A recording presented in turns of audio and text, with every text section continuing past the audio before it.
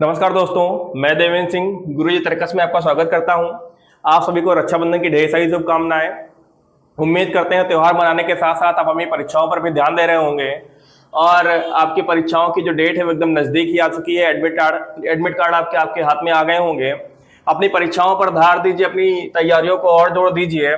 उसी से संबंधित मैं देवेंद्र सिंह आपके लिए एक सेशन लेके आया हूँ जिसमें मैं आपको पर्यायवाची और स्वरों के वर्गीकरण के बारे में आपको बताऊंगा। तो चलिए समय को व्यर्थ न करते हुए अपने लक्ष्य की ओर आगे बढ़ते हैं और देखते हैं कि हमको क्या सीखना है। आज सीखना है हमको समवृत स्वर, अर्धसमवृत स्वर, अर्धविवृत स्वर और विवृत स्वर, अग्रस्वर, मध्य स्वर और पश्च स्वर, है ना। तो इनको जानने से पहले थोड़ी डिटेल कर लेते हैं और डिटेल करने के लिए चलिए आते हैं अपने नेक्स्ट पेज पे और शुरू करते हैं। देखिए, स्वरों का वर्गीकरण। क्या? स्वरों का वर्गीकरण। तो सबसे पहले जान लेते हैं स्वरों की संख्या। तो सबसे पहले जान लेते हैं स्वरों की संख्या। तो स्वरों की संख्या कितनी है? स्वरों की संख्या है कितनी? स्वरों की संख्या है 11, है ना। और अलग अलग तरह से हम स्वरों का उच्चारण करते हैं। फिलहाल के लिए आज जो हम जानने वाले हैं जीभ के आधार पर। किसके आधार पर? जीभ के आधार पर। जीभ के आधार पर स्वरों का उच्चारण, है ना। और मुख के आधार पर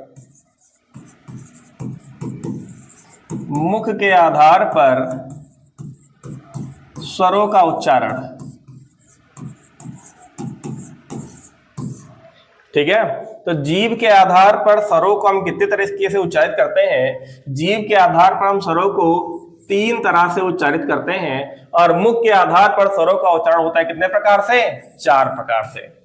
तो सबसे पहला क्वेश्चन तो यही हो गया कि जीभ के आधार पर स्वरों का उच्चारण कितने तरह से होता है। पेपर में आप आ सकता है 3, 4, 5, 6। तो आपको पता करना है कि 3। और मुख के आधार पर स्वरों का उच्चारण कितने तरीके से होता है? 4 तरीके से होता है।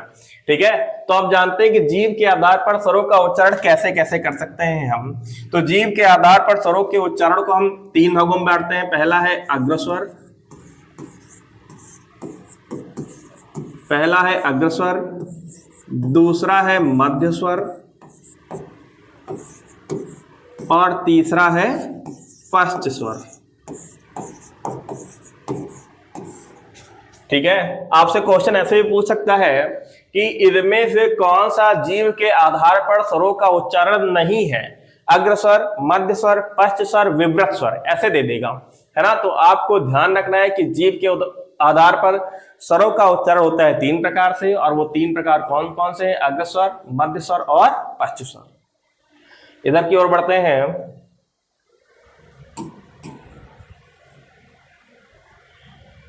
तो स्वरों की संख्या कितनी हो गई? 11 हो गई। जीभ के आधार पर स्वरों का उच्चारण 3 प्रकार से। अब देखते हैं मुख के आधार पर स्वरों का उच्चारण। तो मुख के आधार पर जो स्वरों का उच्चारण वो कितने तरीके से करते हैं? मुख के आधार पर स्वरों का उच्चारण करते हैं भैया 4 प्रकार से। कौन कौन से? सबसे पहला है विवृत स्वर। क्या? विवृत स्वर। फिर अर्धविवृत स्वर, अर्धविवृत स्वर, है ना। फिर समवृत स्वर और अर्धसमवृत स्वर। अर्धसमवृत स्वर। एक बार फिर से देख लेते हैं। देखिए, जीभ के आधार पर स्वरों का उच्चारण कितने तरीके से? 3 तरीके से, अग्र, मध्य और पश्च स्वर। मुख के आधार पर स्वरों का उच्चारण कितने तरीके से? 4 तरीके से। कौन कौन सा? 4 तरीके से। कौन कौन सा? सबसे पहला है विवृत स्वर, फिर दूसरा है अर्धविवृत स्वर, फिर है समवृत स्वर और सबसे लास्ट में आएगा अर्धविवृत स्वर। ठीक है। तो चलिए, मैंने आपके लिए टेबल बना के रखी है। जिस टेबल में क्या दिख रहा है, जिस टेबल में आपको दिखेगा कि ऊपर जितना वर्गीकरण किया गया है वो जिह्वा के आधार पर किया गया है और नीचे जितने स्वरों का वर्गीकरण किया गया है वो मुख के प्रयोग के आधार पर किया गया है ना। तो चलिए इसमें कौन कौन कब कब क्या क्या आएगा ये मैं भी आपको बताता हूँ। फिलहाल के लिए जानते हैं पहले अग्रस्वर क्या होते हैं, मध्य स्वर क्या होते हैं, पश्च स्वर क्या होते हैं, इनके बारे में आइए जानते हैं जरा। तो इनके बारे में जानते हैं तो सबसे पहले जानते हैं जीव के आधार पर। किसके आधार पर? जीव के आधार पर। जीव के प्रयोग के आधार पर, जीव के प्रयोग के आधार पर स्वरों का वर्गीकरण, स्वरों का वर्गीकरण, है ना। तो सबसे पहले जानते हैं कितने तरह के? 3 तरह के। सबसे पहला अग्रस्वर। क्या? अग्रस्वर। अग्रस्वर में क्या होगा? देखिए अग्र मतलब होता है आगे, अग्र मतलब आगे। तो ऐसे स्वरों के उच्चारण में हमारी जिह्वा का जो आगे का हिस्सा है ना, वो हलचल करता है या वो उठता है। तो अग्रस्वर में, अग्रस्वर मतलब इनके उच्चारण में, कहें भैया इनके उच्चारण में जिह्वा का अग्रभाग, कौन सा भाग? अग्रभाग, अग्रभाग उठता है। ये हो गया अग्रस्वर। अब बात करते हैं किसकी? अब बात करते हैं पश्च स्वर की, मध्य स्वर की। मध्य स्वर। तो मध्य स्वर क्या होता है? इनके, किसके? मध्य स्वर के, इनके उच्चारण में, इनके उच्चारण में जीवा का या जीभ का बीच का भाग, बीच का या मध्य का या केंद्र का भाग, है ना। इनके उच्चारण में जिह्वा के बीच का भाग क्या करता है? उठता है। और फिर बात करते हैं किसकी? पश्च स्वर की। किसकी बात करते हैं? पश्च स्वर की बात करते हैं। अब बात करते हैं पश्च स्वर की, पश्च स्वर की। तो क्या होगा? इनके उच्चारण में, किसके उच्चारण में? पश्च स्वरों के उच्चारण में क्या होगा? जो जिह्वा का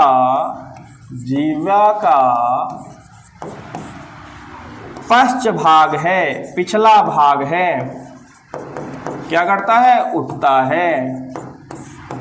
तो क्या कहलाएंगे? पश्च स्वर कहलाएंगे। तो देखिए जिह्वा के प्रयोग के आधार पर स्वरों के वर्गीकरण में हमने जाना अग्रस्वर, मध्य स्वर और पश्च स्वर। अग्रस्वर में जिह्वा का जो आगे का भाग है वो क्या करेगा? हलचल करेगा। मध्य स्वर में क्या होगा? जो जिह्वा के बीच का भाग है वो हलचल करेगा। और पश्च स्वर में क्या होगा? जिह्वा का जो पीछे का भाग होगा वो हलचल करेगा। उम्मीद करते हैं कि ये जो छोटी छोटी बातें हैं ये आपके समझ में आ रही होंगी। ये छोटे छोटे ऐसे पॉइंट हैं, छोटे छोटे ऐसे क्वेश्चन हैं जो आपकी यूपीपी परीक्षा में आ सकते हैं। इनकी आने की संभावना बहुत अधिक रहती है और ये बहुत ही कन्फ्यूजिंग चीज़ है जो इनको मैं बहुत ही आसान शब्दों में, बहुत ही साधारण शब्दों में समझा रहा हूँ। आप इनको अच्छी तरीके से पढ़ने, समझने और नोट्स बनाने की कोशिश करिए क्योंकि उम्मीद है कि यहाँ से आपका 1 नंबर रखा हुआ मिलेगा। चलिए आगे की ओर बढ़ते हैं। आगे की ओर बढ़ते हुए हम देखते हैं, आगे की ओर बढ़ते हुए हम देखते हैं मुख के प्रयोग के आधार पर। किसके आधार पर? मुख के प्रयोग के आधार पर, मुख के प्रयोग के आधार पर किसका? स्वरों का वर्गीकरण। किसका वर्गीकरण? स्वरों का वर्गीकरण। कितने तरह से बताया था? बताया था 4 तरीके से। कितने तरीके से? 4 तरीके से। पहला है विवृत स्वर। क्या हो जाएगा? विव्रत स्वर। क्या हो जाएगा? विव्रत स्वर। तो विव्रत स्वर मतलब ऐसे स्वरों के उच्चारण में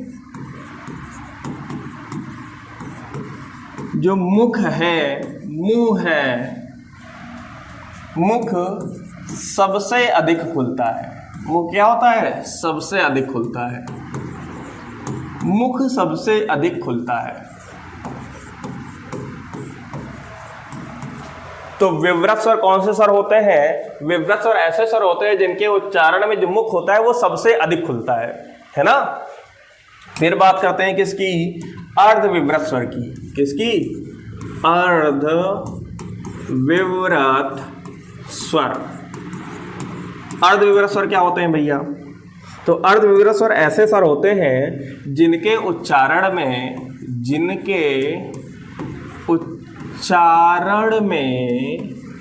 जो मुख है ना, जो मुख है वो विव्रत स्वर की अपेक्षा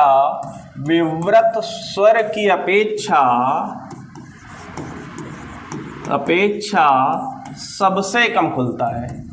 सबसे कम खुलता है। कह रहे हैं अर्ध विव्रत स्वर क्या है? जिनके उच्चारण में मुख विव्रत स्वर की अपेक्षा कम खुलता है। जिनके उच्चारण में जो मुख है वो विव्रत स्वर की अपेक्षा कम खुलता है। वो क्या होते हैं भैया? अपेक्षा कम खुलता है, वो होते हैं अर्ध विव्रत स्वर। ठीक है। अब बात करते हैं किसकी? अब बात करते हैं संवृत स्वर की। किसकी बात करते हैं? संवृत स्वर। किसकी? संवृत स्वर। तो संवृत स्वर क्या होंगे भैया? संवृत स्वर की बात करते हैं तो देखते हैं कि इनके उच्चारण में मुख सबसे कम खुलता है। सबसे कम खुलता है। सबसे कम खुलता है।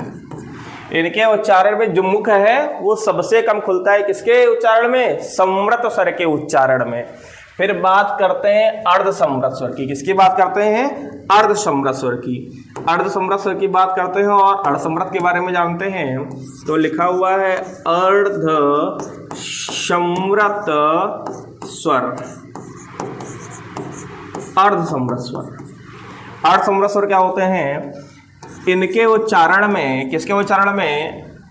अर्ध संवृत स्वर के उच्चारण में, इनके उच्चारण में मुख संवृत स्वर की अपेक्षा, किसकी अपेक्षा? संवृत स्वर की अपेक्षा, संवृत स्वर की अपेक्षा अधिक खुलता है। अधिक खुलता है। तो ये हो गई भैया पूरी चीज। विव्रत स्वर कौन से स्वर? इनके उच्चारण में जो मुंह है वो सबसे अधिक खुलता है, वो हो जाएंगे विव्रत स्वर। अर्ध विव्रत स्वर क्या होंगे? इनके उच्चारण में जो मुख है वो विव्रत स्वर की अपेक्षा कम खुलता है, तो वो हो जाएगा अर्ध विव्रत स्वर। फिर बात करते हैं संवृत स्वर के बारे में। ऐसे स्वर जिनके उच्चारण में जो मुख है वो सबसे कम खुलता है वो कहलाते हैं संवृत स्वर। और अर्ध संवृत स्वर जिनके उच्चारण में जो मुख है वो संवृत स्वर से थोड़ा ज्यादा खुलता है वो कहलाते हैं क्या? अर्ध संवृत स्वर। ठीक है। उम्मीद करते हैं कि ये दोनों बातें आपके समझ में आ गई होंगी। क्वेश्चन आपसे परिभाषा के आधार पर भी पूछा जा सकता है, क्वेश्चन आपको संख्या के आधार पर भी पूछा जा सकता है और क्वेश्चन आपके वर्णों के आधार पर भी पूछा जा सकता है। इसीलिए एक एक चीज को क्लियरिफाई करते रहिए। मैं आपको भरोसा दिलाता हूँ कि अगर आप इस पूरे वीडियो में बने रहेंगे तो इस टॉपिक में कहीं पर भी आपका कोई क्वेश्चन फंसेगा नहीं और चीज़ों को आप अच्छी तरीके से सीख पाएंगे। मैंने अभी क्या क्या बताया है आपको? मैंने बताया है कि जीव्या के आधार पर स्वरों का वर्गीकरण कितने तरीके से किया गया है? 3 तरीके से किया गया है ना। और मुख के आधार पर जो स्वर हैं उनका वर्गीकरण कितने तरीके से किया गया है? 4 तरीके से किया गया है। उन तीनों को और इन चारों को मैंने डिटेल में बता दिया है। आप इनको अच्छी तरीके से सुनिए, देखिए, समझिए और नोट कर लीजिए। ये बहुत ही ज़रूरी है। इनमें कन्फ्यूजन हमेशा बना रहता है, लेकिन अगर आप गुरुजी तर्कस के साथ जुड़े रहते हैं, अगर आप हमारे साथ जुड़े रहते हैं, तो मैं आपसे वादा करता हूं कि ऐसा कोई टॉपिक नहीं है, इसमें से कोई नंबर बच के आपका जा नहीं पाएगा। आप इसका स्क्रीनशॉट ले सकते हैं, है ना। तो चीज़ों का आप स्क्रीनशॉट लेते रहिए, चीज़ों को समझते रहिए और अपने नोट्स को लगातार क्या करते रहिए? मजबूत करते रहिए। चलिए आइए यहाँ पे बात करते हैं। तो देखिए यहाँ पे बात करते हैं तो देखते हैं कि भैया लिखा हुआ है समृत स्वर कौन सा है और अग्र स्वर कौन सा है। तो समृत स्वर कौन सा? ई, है ना। यहाँ पे क्या आ जाएगा? ए। यहाँ पे क्या आ जाएगा? आई। यहाँ पे क्या आ जाएगा? आ। यहाँ पे क्या आ जाएगा? उ। यहाँ पे क्या आ जाएगा? ओ आ जाएगा। यहाँ पे क्या आ जाएगा? आओ आ जाएगा और ये आ जाएगा और यहाँ पे क्या आ जाएगा? बड़ा आ। बाकी की जगहों पर भैया कुछ नहीं आएगा। ये आपको टेबल भले ही देखने में छोटी लग रही हो, ये टेबल भले ही देखने में 10 सेकंड के अंदर भर गई है, लेकिन ये दिमाग में बहुत ही देर से जाती है ना। देर से क्यों जाती है? चलिए बात करते हैं। देखिए, बस आप ऐसे ही बने रहिए। मैं आपको विश्वास दिलाता हूं कि इस टॉपिक से नंबर बच के कहीं नहीं जाएगा। अगर क्वेश्चन आ गया, क्वेश्चन आना भी है, इस क्वेश्चन से, इस टॉपिक से कुछ भी बच के बाहर नहीं जाएगा, ये याद रखिए आप। ठीक है, चलिए बात करते हैं। तो अगर हम कहते हैं कि अग्रस्वर कितने हैं, अग्रस्वरों की संख्या कितनी, तो देखिए ई ए आई, मतलब अग्रस्वरों की संख्या कितनी? 4। अग्रस्वरों की संख्या कितनी? 4। ऐसे पूछा जाएगा। वीडियो पे लगातार बने रहिए, वीडियो को आराम से देखते रहिए, समझते रहिए। स्किप करने की कोशिश करेंगे, हटने की कोशिश करेंगे तो यूपीपी का जो जगह निकली हैं वो भी आपसे दूर हटने की कोशिश करेंगी भैया। तो चीज़ों को ध्यान से समझिए। फिर से देखिए, अग्रस्वर कितने प्रकार के होते हैं, आपसे क्वेश्चन पूछा जाएगा। तो अग्रस्वरों के कितने भेद? 4 भेद, 1, 2, 3 और 4।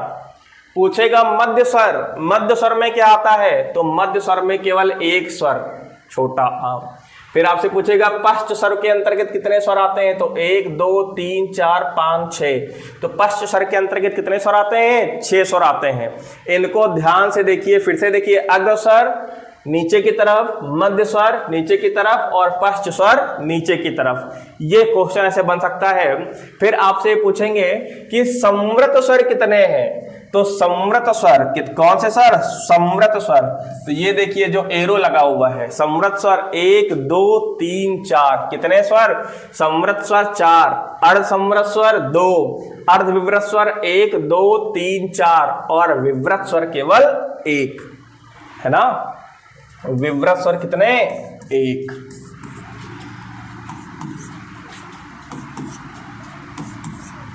क्वेश्चन कैसे पूछेगा?